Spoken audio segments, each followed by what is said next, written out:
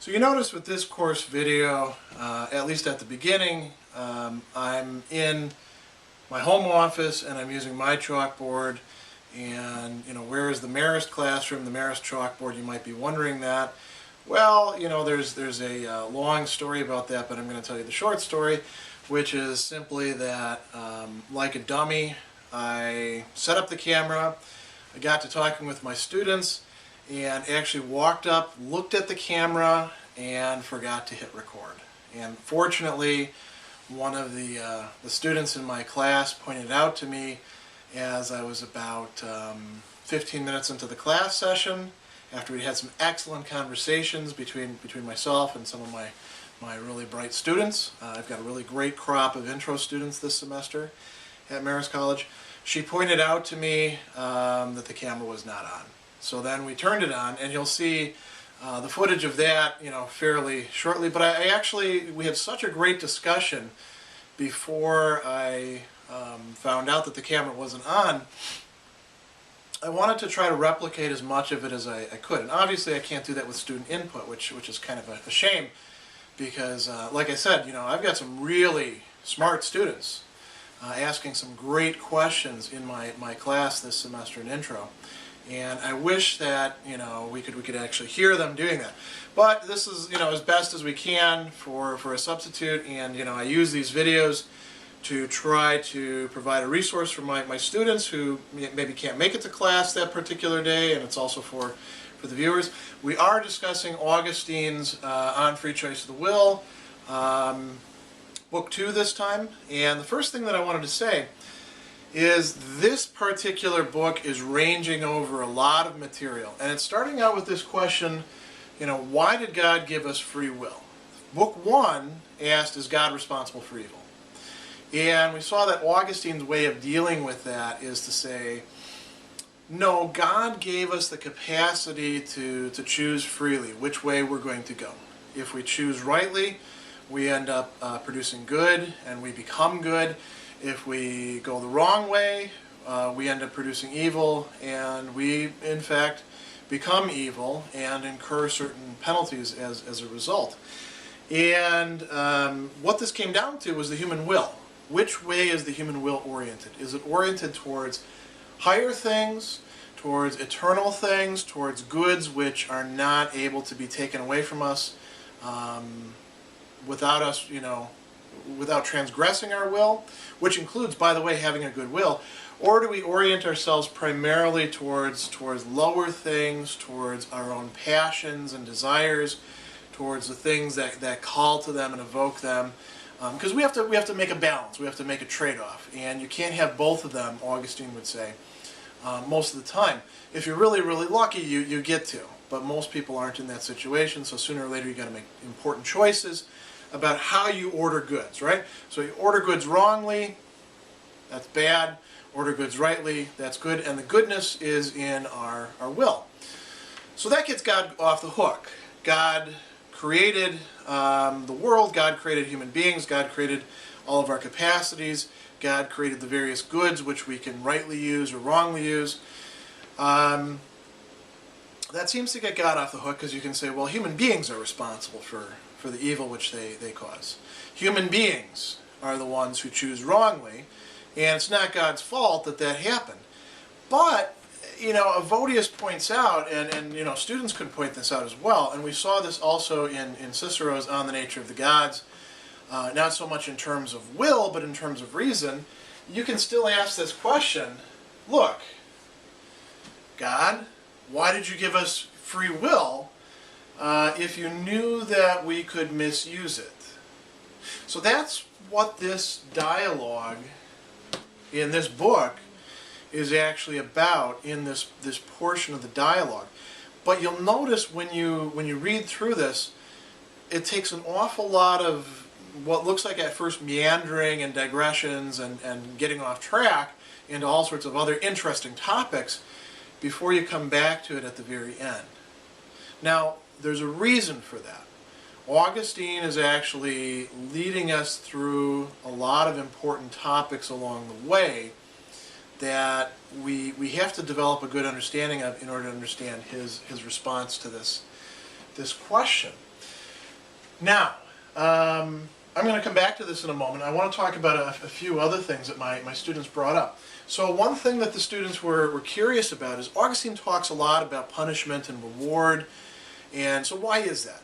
You know, what's going on there? A lot of people tend to think of religion and religious doctrines and religious people as if they're all about the afterlife and just be a nice person because then God's going to reward you. Be a bad person, God will get you, right? And I think there are a lot of people who see things this way. Augustine is not really one of them.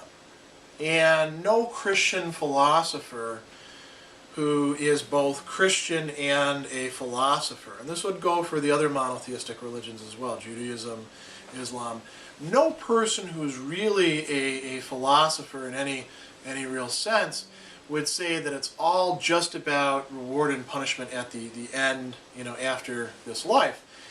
There's some respect in which the choices that we're making in this present life have to do with the kind of people that we are. They're not just reflective of that, they make us into the kind of people we are.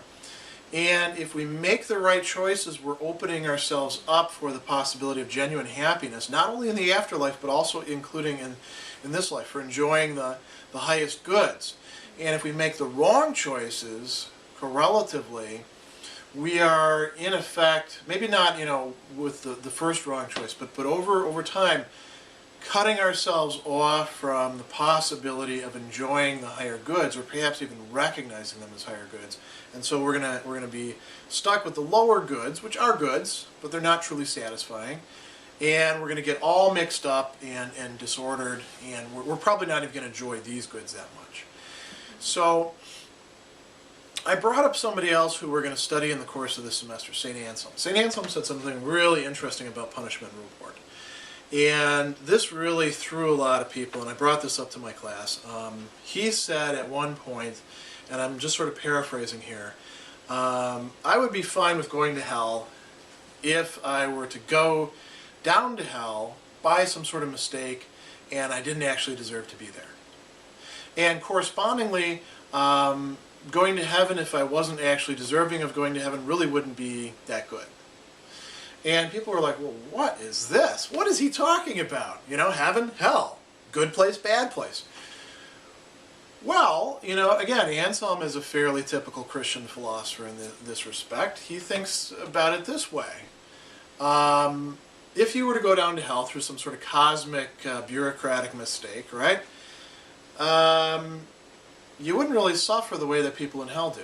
Because people in hell are suffering precisely because of who they are, the condition that they're in. It's not just about flames or, you know, devils poking you or, you know, Dante's descriptions or stuff like that.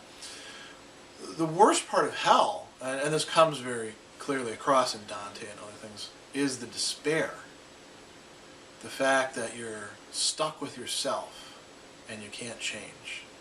And you get to actually know yourself to some extent in a way that perhaps was cut off from you in this life and you don't like it. And to go to heaven, if you were to like make it into heaven, you know, like in Grimm's fairy tales, you know, this little tailor sneaks into heaven, right? Because he talks to St. Peter. You know, those sorts of things wouldn't really fly. Because the people who enjoy heaven are the ones who actually have souls that are pure. And to have a soul that's pure doesn't mean, you know, like you never did anything wrong or anything like that, or God forgave you. It means that you've developed virtue and you've developed wisdom. That's really central for Augustine. That's really central for all these other people that we're talking about as well. So, you know, in a sense, reward and punishment come from what you do, and God just kind of recognizes and ratifies it and makes things work out the way they do. But if you pick the wrong course of life, you're screwing up your soul, according to somebody like Augustine. And sure, in his providential order, God might, you know, arrange things so bad things happen to you as a result. But bad things are going to happen to you by your own doing. As a result, you're not going to be happy. So that helped my students. They said, yeah, okay, that makes some sense. Then we started talking about this question again. Why did God give us free will?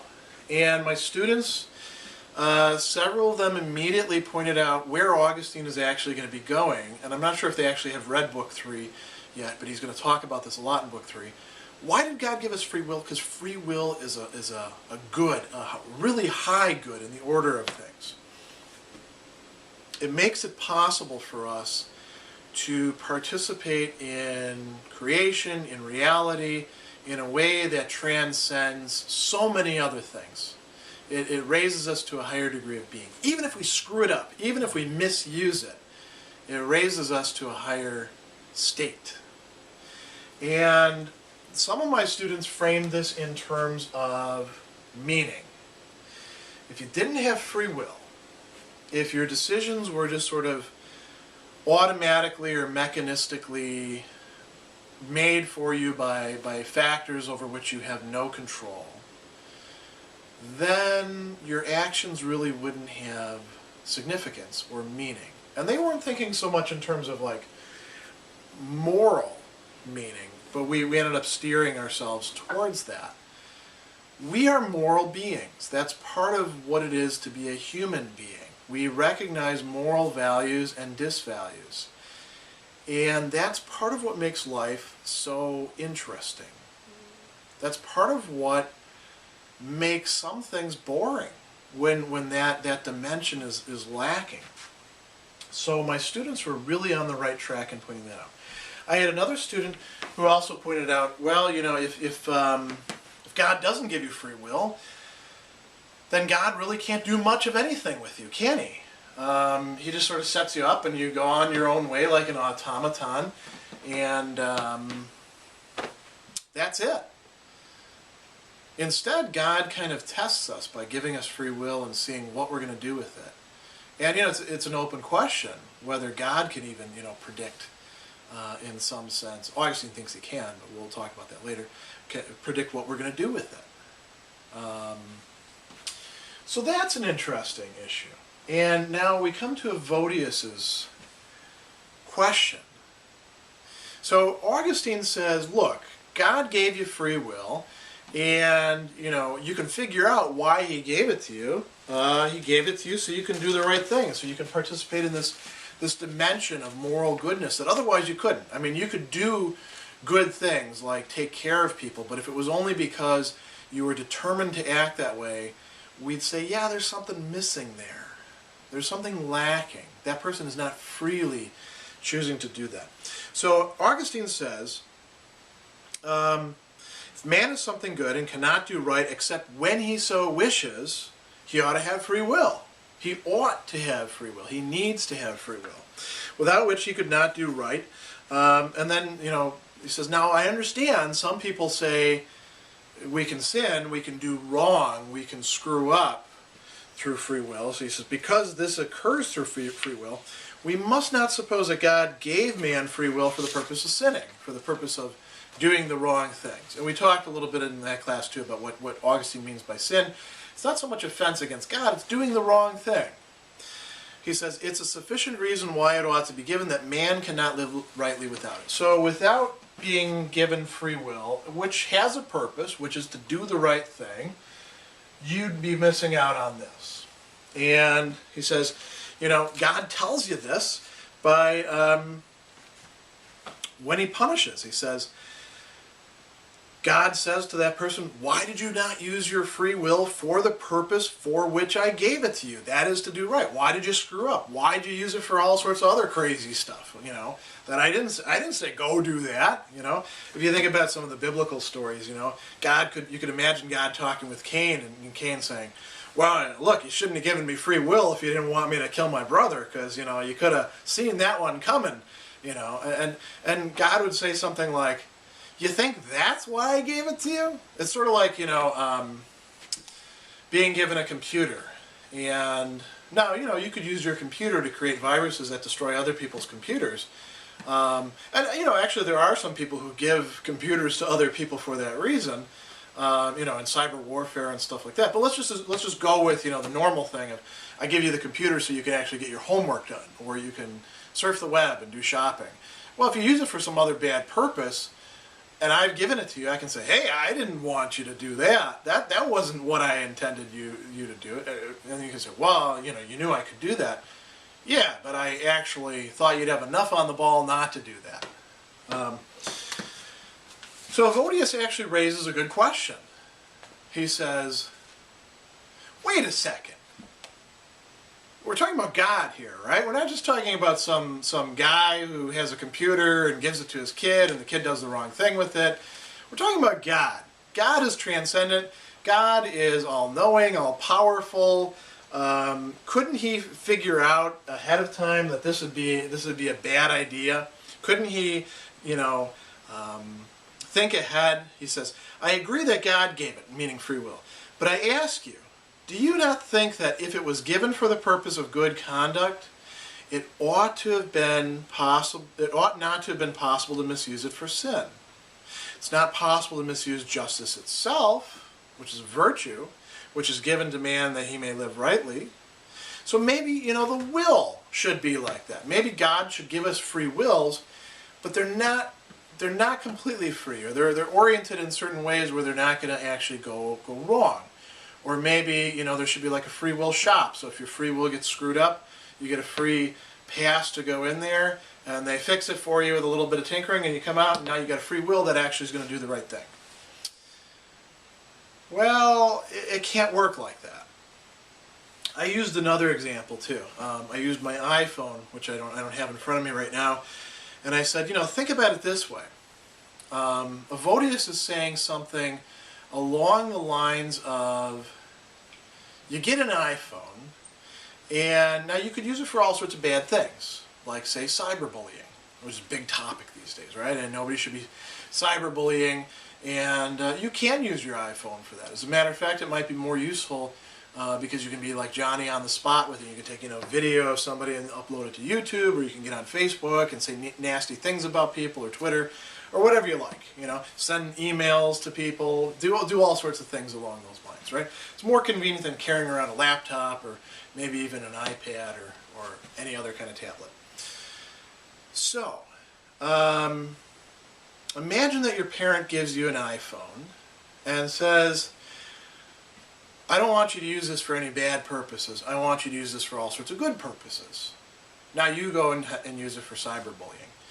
And your parent says, well, I didn't mean for you to do that. That was the wrong thing. As a matter of fact, I told you not to do that. And then you say to your parent, yeah, but if you didn't want me to do it, you should have, like, you know, disabled some functionality, perhaps. So maybe your parent could put a governor in there. And as soon as, like, certain words start popping up, you know, like things you would say to cyberbully somebody. And almost anything can count as cyberbullying these days, right? We use the term so loosely. So maybe any sort of mean language, you know, a little pop-up thing comes up and says, are you sure you want to say that? And then if you push yes, then it says, nah, I'm not going to let you do that. That would be sort of like what Evodius is talking about. Why didn't God give us a kind of internal governor or something that would keep us from misusing free will? And I brought up and I asked my students, how many of you have encountered content filters when you're trying to do research? We talked about, you know, some of the things that were filtered in their high schools. You know, like some of them can't even see YouTube in high school, or access most of the net. And if you type in any sort of word like sex or something like that, usually all sorts of filters kick in, right? Now, if you're researching cars, that might not be a big deal. Let's say that you're actually researching the history of sexuality. Now you go to type stuff in, and it just says, no, can't go to that site, can't go to that site, can't go to that site, can't go to that site. You're really restricted in what you're able to do, aren't you? You're not able to make the progress that you would like to be able to make. It cuts you off from a lot of stuff. And I actually brought up an example from my own time back when I was a graduate student. So this is a long time ago. I had a friend who worked in a computer lab at SIU, where I was going to grad school. And every single day, they didn't have content filters, right? Every single day, he would have to go through the entire lab and, like, get rid of all the pornography that people were looking at, sometimes just walking away with porn still on the screen, and then sometimes like hiding in folders and things like that. And you would think, wow, that really takes some guts to be sitting there with some other people next to you and be looking at porn. People will do that. People will misuse the resources that you give them to do all sorts of crazy things. Now, you've got a trade-off. If you're willing to restrict things, and you can cut out the people surfing the net for porn while they're supposed to be doing something productive with the computer, which the college is providing to them. But now they can't do a lot of other things. Now they can't actually research some important topics. Now think about this in terms of the will. If you had a will that had kind of like content filters on it, alarm bells go off when you start thinking about doing something naughty, well, you'd be restricted. You wouldn't really have free will then, would you? And there'd be a certain dimension to this that would be lacking. This is where Augustine is going to go towards the end, and we'll pick up on that. So I've summarized as best as I could the conversations that we had, and now you'll see the rest of the class. All right, so yeah. Could that actually be based off of our, the perception of comparison, like how our mind works? If you only knew good, you would have no concept of bad, and you could not truly understand good? Yeah, there is something to that, and Augustine is receptive to that idea. Ideally, if you actually were in such a case that you'd never screwed up ever, imagine Adam and Eve had never eaten the apple or quince or whatever it was. Nobody actually knows what it was in the story, and they said, "Serpent, forget you. We recognize you as being a bad influence." They would have enjoyed, eternity forever. Is it better that they underwent some damage, some going wrong, seeing the consequences of their actions? Think about it. Some of the consequences of their actions: one kid killing another kid. That's pretty bad. That wouldn't happen in the garden, presumably. There is this notion that because of the badness that we see, goodness takes on a greater meaning or relief or intensity or something like that. Just like when you're hungry, you taste better.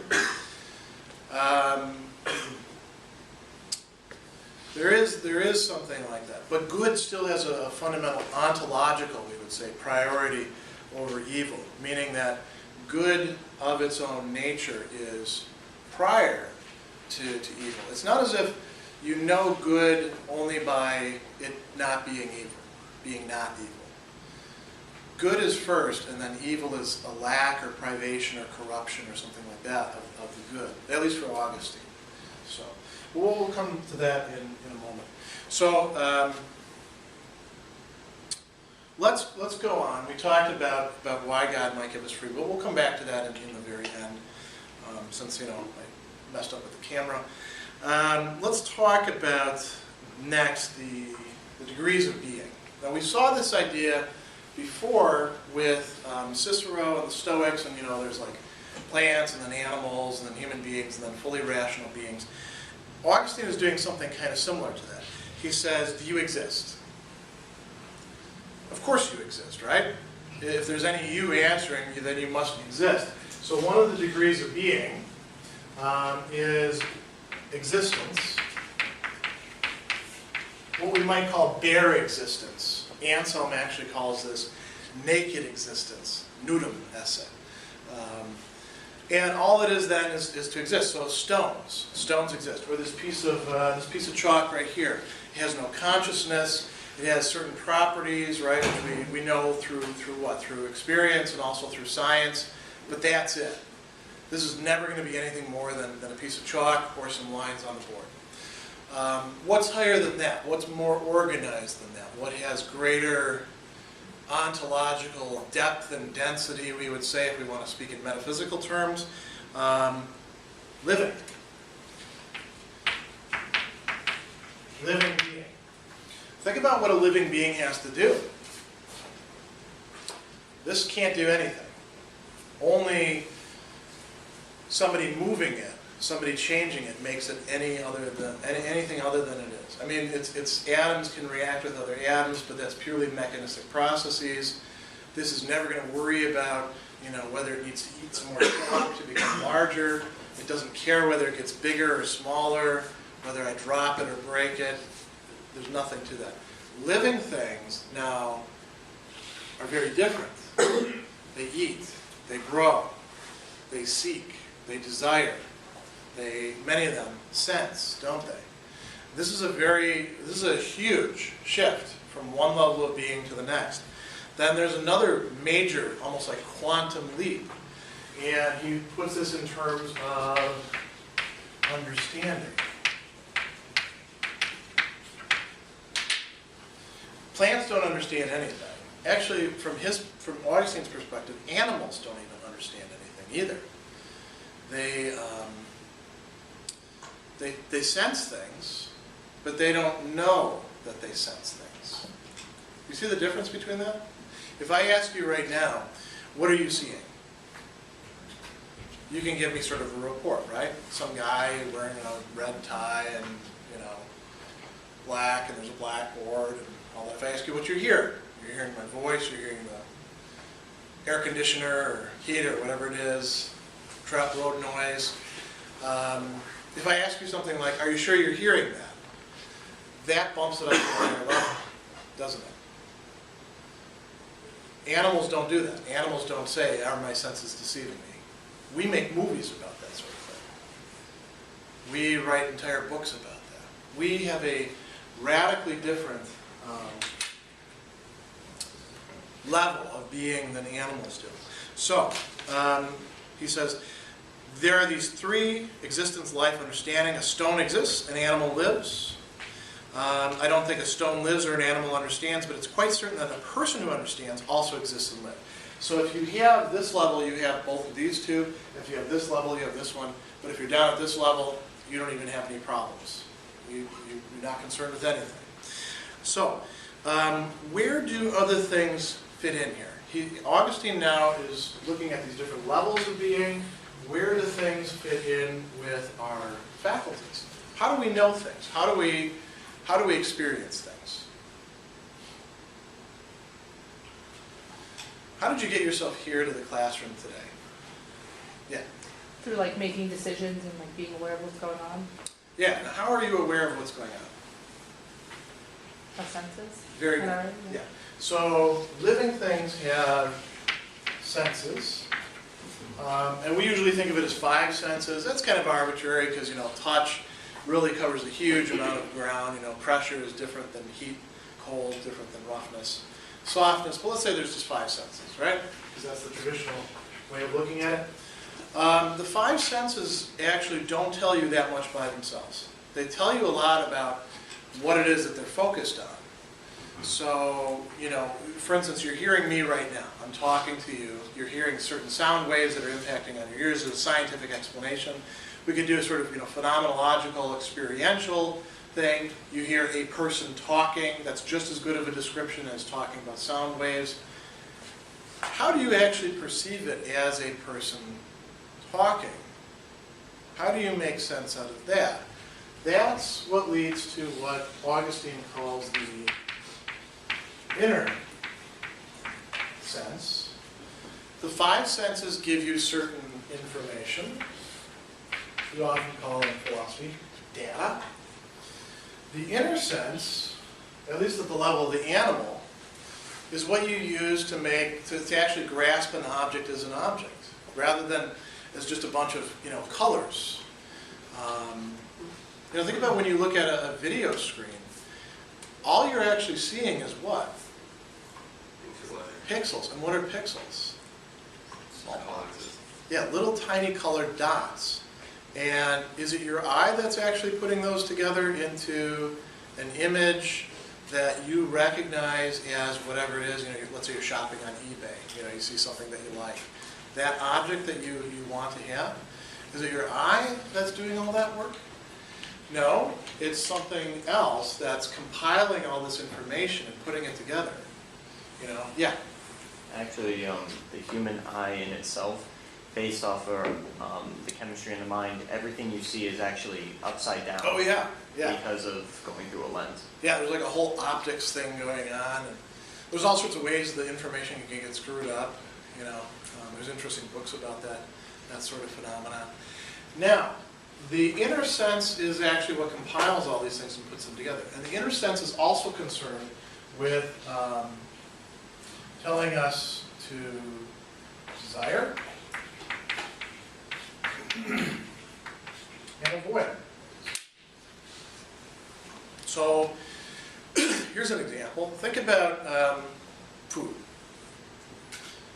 You are watching the TV, and now you can't actually smell the food on the TV. Not yet, right? Maybe we'll have smell-o-vision someday, like in Futurama. Who knows? Maybe we'll be able to touch things. Technology can go very far. Right now we can't. So now you're hungry, and a pizza commercial comes on, and you see a pizza, and now you know, by the way, a lot of the food that you see in those commercials isn't actually real food. It's like replicas. Because the real food doesn't look as appetizing under the camera as these wax and plastic replicas that people make. So, also for stock photography, they do this too. You're looking at that. What sense is involved there? At most, two, right? Sight and maybe hearing, because you hear the pizza sizzle, somebody takes it out of the oven, Yet it makes you desire pizza, doesn't it? It's evoking something. Your memory is involved, but also this inner sense. And it says, man, I'd like to have a pizza right about now. I like pizza. I like the taste of pizza. I like the smell of pizza. You're not actually smelling it, but your mind is putting it together in that way. We experience these kind of things all the time. Now that is at a level that an animal has. And that's part of what makes animals, this higher form of existence compared to stones or chalk or iPhones or cups of coffee. How do you know about this? Can your senses sense themselves? Can you see your own seeing? Hear your own hearing? They only sense what they grasp, the data, right? Does the inner sense actually tell you about its own workings? It tells you, go do this, don't do that, eat this, don't eat that. This is good, that's bad. It doesn't really tell you about itself, though. You need some sort of faculty, we call this reason, which can grasp what these are giving, grasp what this is giving. But reason is very important. And this is, again, what makes us different. Reason also works on itself. Reason can not only think about the senses, or the inner sense, or your body, or all sorts of other things. Like you guys are all prepping for midterm exams, right? That would be a matter of sort of trying to cram your understanding full of a bunch of things that you can use later on. And if you actually understand them, hopefully, you've connected them together. That's all a matter of reason. But reason can also think about itself. Have you ever asked yourself, is the decision that I'm making rational? Have you ever caught yourself letting your feelings run away with you? Yeah? If you have used reason to look at itself in relation to, say, your feelings. Have you ever figured out that you thought things out wrongly because you made a bad decision? That's you reflecting on reason. That's not something that a dog can do, or a cat, or any other animal, according to Augustine. So, we know these sorts of things by reasoning. So the reason itself distinguishes between its servants and what they present to it, and also recognizes what comes between these and itself, and it asserts itself to be their governor. Reason is supposed to be in charge. And we saw last class, right, that sometimes reason isn't in charge, that other things, like what we call the passions, desires, those can be in charge instead. When people do the wrong thing, why is it? Because of their wrongly directed or oriented passion. So, if I get angrier with the student than I want to and I chew them out, I'm doing the wrong thing, right? Why did that happen? Did it happen because I reasoned that that was the right thing to do? No, my passions drove me to that. And in a certain respect, I was acting in a kind of animalistic way, according to Augustine. When we're fully human, we're being fully rational. Reason is completely in charge. That's what actually makes the will good in part. So let's go on a little bit from here. He says, can we rank these sort of things? Is the inner sense better than the other senses? He says, yeah. What about reason? Reason is better than any of those. Why do we think this? Because it controls these things. Each one is sort of like feeding into the next highest thing. So reason is what judges things. The senses judge sense data. What color is this? Okay, you just made a judgment. You made it on the basis of your senses. Is it the same color white as this?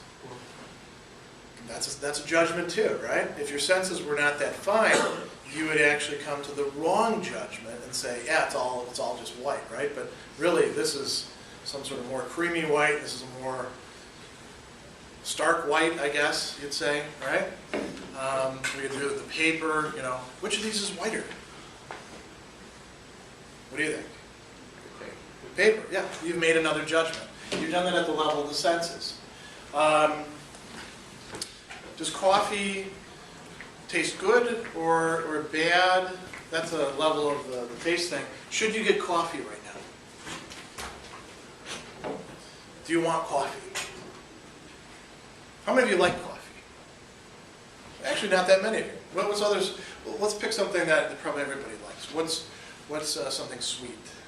Hot chocolate. Does everyone like hot chocolate? Anybody who doesn't like hot chocolate? You don't like hot chocolate? Not really. Let's just pretend you do. For the time being, right? Maybe some other kind of steamed milk thing, Go get hot chocolate. That's a judgment being made by the inner sense. Somebody puts hot chocolate in front of you and says, there you go. You reach for it. Your inner sense is telling you, hey, that's good, let's have some of that. Does reason make judgments? Yes. Now, what does reason judge? It judges everything below it, and it also judges itself, and it also judges in terms of things that are even higher than it. So, here's where we're actually going to get into discussions about truth and wisdom, and Augustine is going to produce an argument for the existence of God out of this. So I'm going to run through this fairly quickly so that we can actually get to all of this. He says at a really critical point, if we can find something that you're certain not only exists, but is nobler than our reason, so something higher than these other degrees of being, would you be willing to call that God? This is worth thinking about for a moment. When we think about God, how do we usually think about it? When we get away from things like old guy with a beard, kind of like what you see on cartoons. The traditional conception of God is that God is somehow transcendent to us. So what does transcendent actually mean? It means like on a higher plane of existence, right? More than us. So can we conceive of things that are greater than us? Or are we you guys like this metaphor, because a lot of you use it in your papers. Are we the top of the food chain? Or are we the top of the ontological or metaphysical food chain?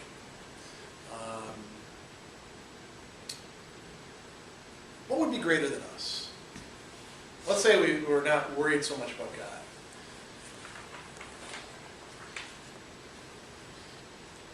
when we ask questions like where did we come from, are there any interesting hypotheses that people bring up about this sort of stuff? Let's say there was an alien race that produced us. Right? So we're not yet at God.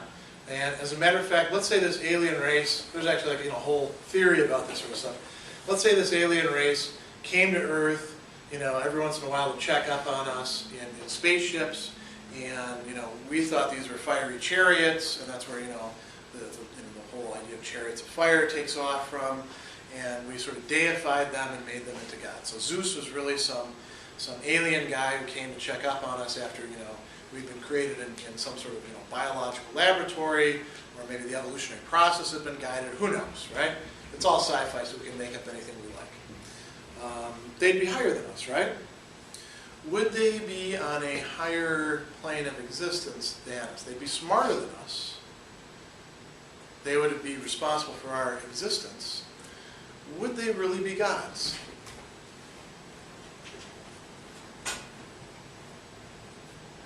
Depends on your notion of God, doesn't it? If God just means something more powerful than you that gets to boss you around and tell you what to do and order sacrifices or, tell you to live a moral life, then maybe that would just be at this level. But if we're really thinking about something transcendent, would that sort of alien idea, would that work? Would that fit the bill for what we're looking for? No. Why not? Well, to transcend just understanding of, say, in the moment actions or anything like that, to transcend that would be to know everything that is to occur and all that has occurred. Okay. So they'd have to be really, really, really, really smart, right? Maybe even beyond that, just instead of there you go. knowledge, it's literally, they just know everything. Yeah, sort of a complete, systematic, synthetic view. That would be something that would be at a higher level. Augustine is going to go a different way, though. So you're not going to bring up aliens or anything like that. Although, the Greeks had all sorts of weird ideas that they could have worked with. So the Romans, it wouldn't have been totally foreign to them, these ideas that we have in speculative fiction, as we call it. He focuses on truth.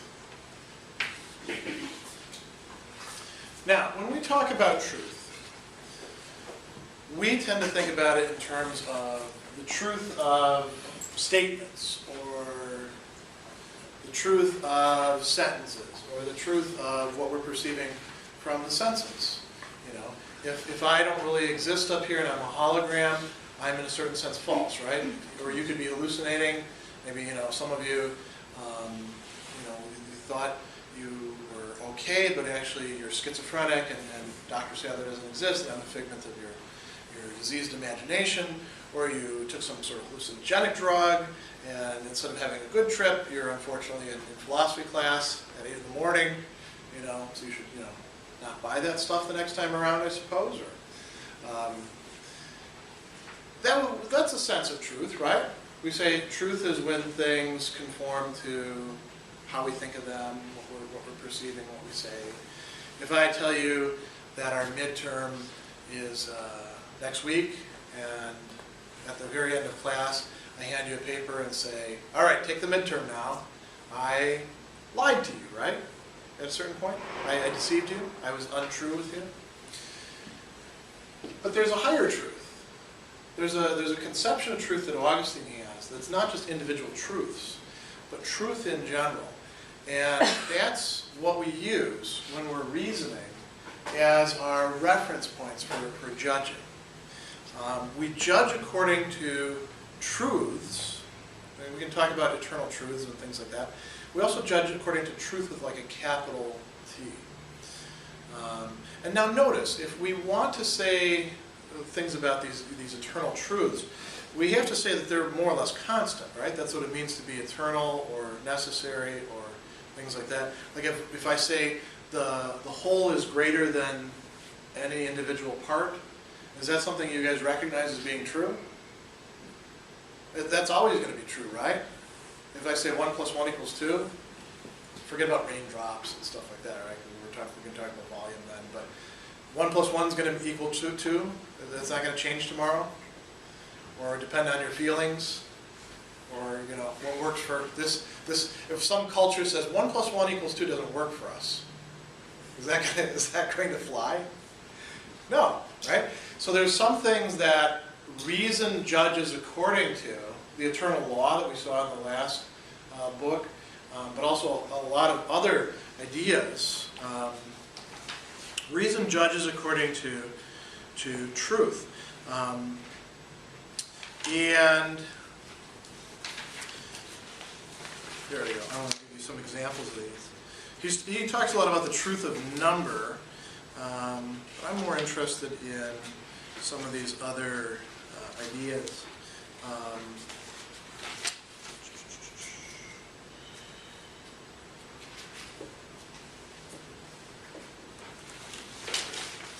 little bit later on. Here we go. We ought to live justly. Is that true or false? It's true. Is that going to change? Does that depend on how we feel about it for its truth? No. The better should be preferred to the worse. I mean, if you don't think that, you're going to have a really hard time even like managing stuff at this level, aren't you?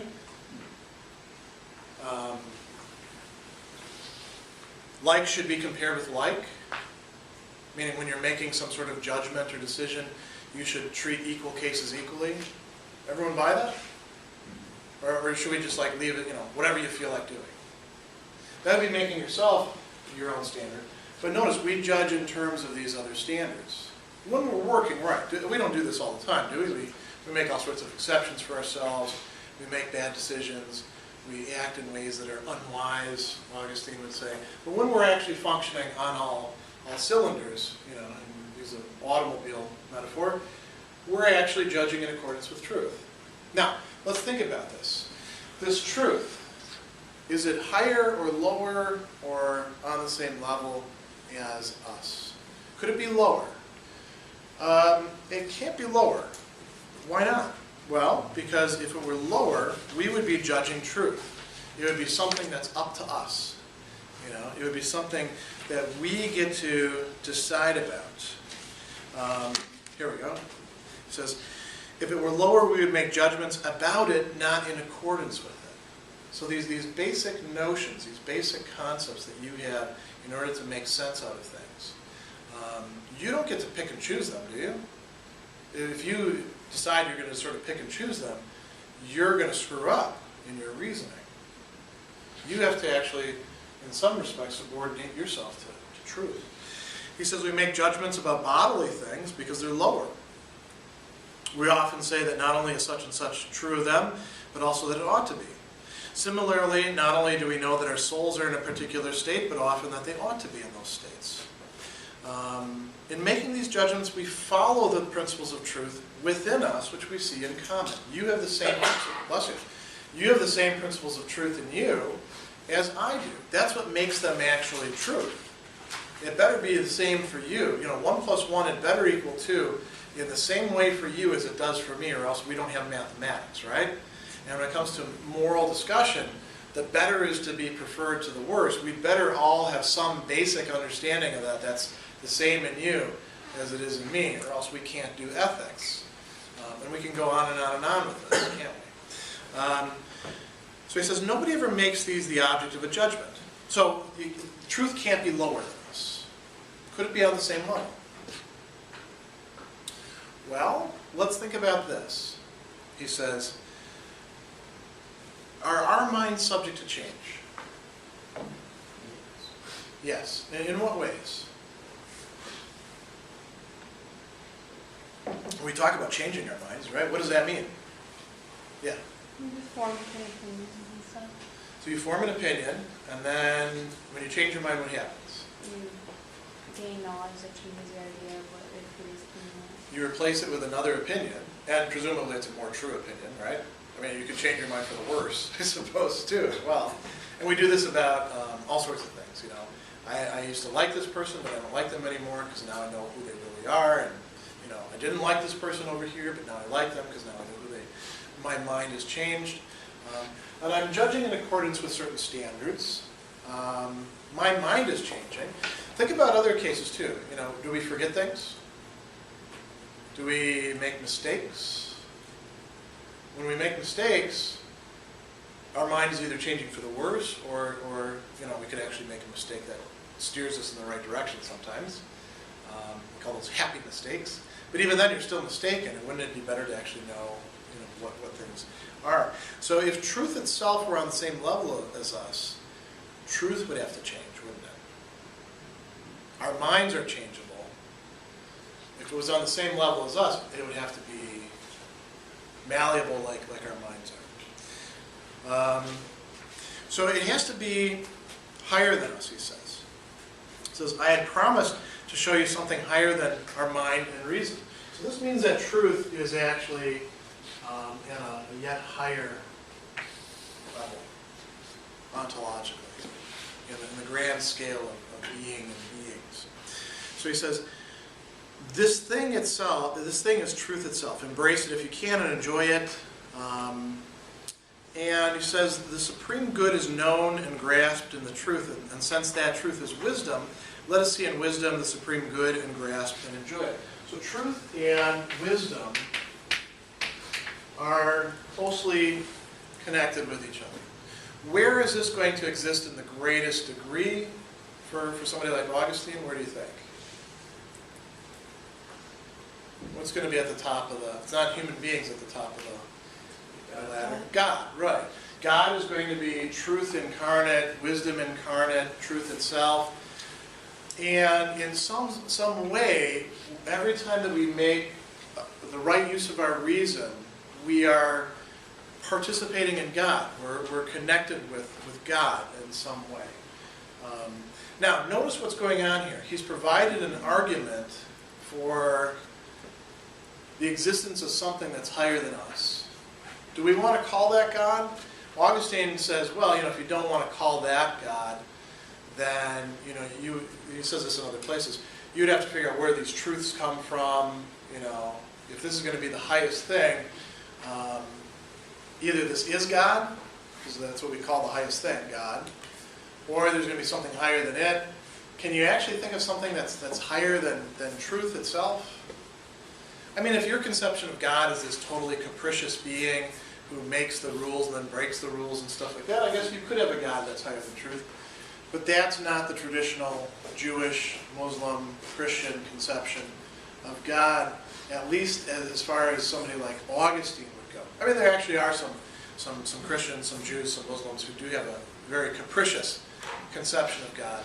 But for most of the philosophers in those traditions, God is going to be this stuff.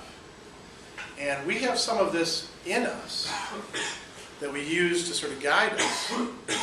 But it's sort of like, you know, a little lowercase t, you might say. Same thing with wisdom. Augustine says we're not actually wise. We're actually quite foolish. But we're not so foolish that we can't recognize that we need wisdom. And that we do better when our reason judges everything else in accordance with wisdom. We become more wise every time that we do that. And every time that we turn against that, we become more foolish. So this is where, you know, the things that he's calling the virtues come in. I want to skip ahead now to talk about the will itself.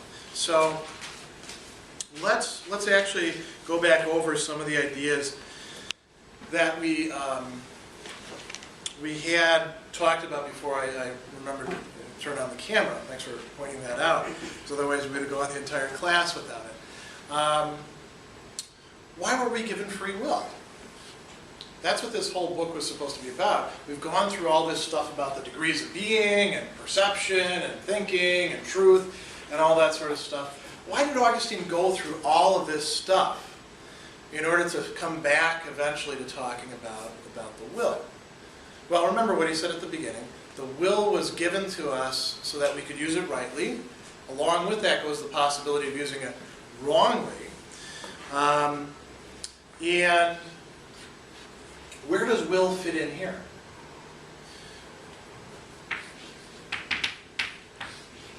Somewhere around here. It's not the highest thing. As a matter of fact, it's what he calls a middle good. What does he mean by a middle good? Well, the higher goods are the ones that can't be used wrongly. So what he talks about is the virtues. The virtues are actually over here connected with truth and wisdom. The virtues would be, wisdom itself, prudence. What is prudence? It's the capacity to make good judgments about what you ought to do and what you ought not to do. Justice. Justice is the disposition to give everybody what is their fair share, their due, to do the right thing because you recognize it as the right thing. Courage. Standing up against adversity for the things that need to be stood up for, defending the weak, that sort of thing is courage. Temperance, keeping the bodily appetites controlled by reason, not by their own desires or passions or things like that. You can't go wrong. If you really have justice, you can't use justice wrongly. That's what it means to have a virtue. If you actually have genuine courage, you can't use it wrongly. And if God were to bring you along and scoop out whatever part of you was afraid and cowardly and stick in some other part that was courageous, if he did that sort of thing, you couldn't use it wrongly. So when people pray for courage, if they actually receive it, it can't go bad. Augustine is different than some other people in this respect. What do you think about this? Well, what about your will? There we go. Can that go bad? Yeah. I mean, don't we do bad things? We do them willingly. We often say, I didn't choose to do that. That wasn't my intention. But if you started the chain, you're responsible for it, Augustine would say. He'd say we lie to ourselves a lot of the time when we tell people that other people are responsible for the way that we are, for the choices that we make. If there are choices, we're responsible. So the will can be used badly, can't it? Can other things be used badly too? Lower things? Lower than the will? Can you use the senses badly? Sure. Can you use technology badly? Yeah, I mean, technology is very neutral. All these people are always like, yeah, all of our problems are going to go away when the new iPhone comes out and everything becomes a utopia. They're nuts. Because you can take anything, you can use it badly. You could use this tie. If you knew how to do it, I don't know how to do it, you could use this tie to kill a person. Right? This coffee cup could be used for evil. I'm not exactly, I can't think of anything offhand, but perhaps you could come up with some scenarios, right? So, pens, of course. You can write terrible things about people, write a nasty note, stick it in somebody's mailbox. I hate you, everyone hates you. That's mean, right? So these things can all be used for good or they can be used for bad. A pen is fairly neutral as far as goods go. It's good for a few things. Your will, though, is something fundamentally good. And so this gets back to that question, the stuff that you guys were talking about with God being able to sort of put us to the test, or meaning if there isn't any free will, then it becomes very difficult to say things like, that was a good action. You did the right thing. That was a good choice. And mean anything by it. It loses its significance. Augustine says, the will itself is reflexive. We can use the free will itself by means of itself. The will, which uses other things, in a certain way uses itself, the same way that the reason reflects on itself. The will chooses its own orientation. If you're on the wrong path, you have the capacity to say, wow, I'm screwed up. I need to fix this. Don't you? Some of you have done that already at this point in your life. The rest of you probably will do that at some point in your life about something. It can also sort of reaffirm itself. When you do the right thing and you didn't feel like doing the right thing, you can actually sort of reinforce your will and say, I did the right thing. I know this didn't feel good, but I did the right thing. I should be proud of myself. Not proud like, looming over other people, but proud in the sense of taking legitimate joy in it. Now, in order to actually have the capacity for doing the right thing, you have to have a free will. And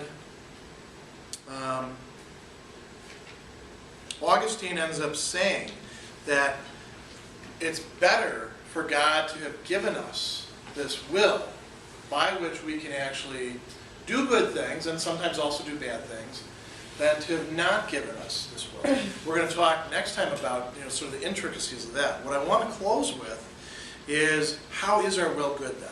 We talked about this a little bit last time. He says,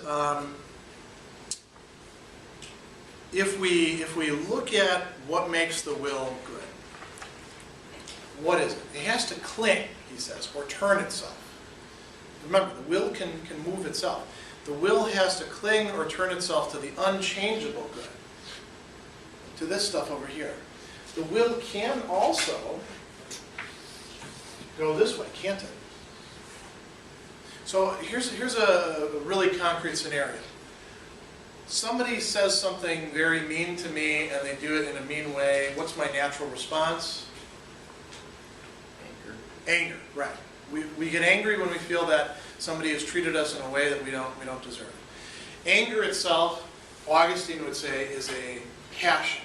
What is anger? It's really a desire to hurt the other person in response, to see them suffer, to punish them in some way. This is a common definition of anger.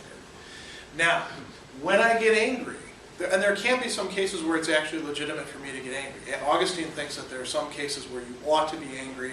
You need to be angry in order to fight off evil, to address injustice or stuff like that. But when I get angry, and when you get angry, what's our natural tendency?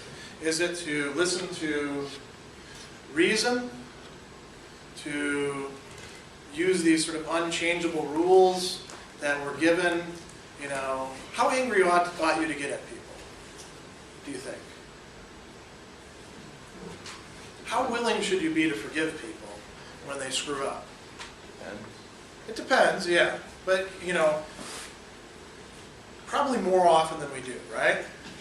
Do most of us err on the side of not getting angry enough, or do most of us err on the side of getting too angry? What would Augustine say about that? Augustine would say that's actually our choice. In this case, the will is deciding, should it listen to reason, or should it listen to this desire that's within us? I want to hurt this person. I want to show them. I want other people to see that you can't push me around like that. The will has to make a choice which way it's going to go. And if it clings to this, it's going to do rightly. It will be a good will. If it follows the passions, it's going to do the wrong thing. And each time that you follow passion, Augustine says it gets a little bit easier to do it the next time. How do people get anger problems? They keep on acting angry, right? They keep on doing the wrong thing. So, he says, when it comes down to it, if the will clings to this unchangeable good, it's going to be good. If it turns away from it and decides, I want to do something else instead, I want something for me, screw this stuff up here. This is too hard to follow. I don't want to hear this right now. Then the will is going to make itself bad. So it's not God who makes the will bad. It's the person in how they use it. The last thing I'm going to close with is something I want to leave you with, because there's a tendency to think that Augustine is saying, well, you should always forget about everything temporal, nothing earthly is good, just, listen to God and that's all there is. He says, the goods which are sought by sinners are by no means evil. So, some people like to drink. Is alcohol bad in and of itself? No. We make bad use of it sometimes, right? Nor is free will evil, which we have found must be counted among certain middle goods. These are not bad things. We misuse them. And the misuse of them is what makes the will bad. The misuse never actually makes the other things bad, too, by the way. They're good in themselves. It's our misuse of them, our wills, that are bad in the process. So that's what we'll leave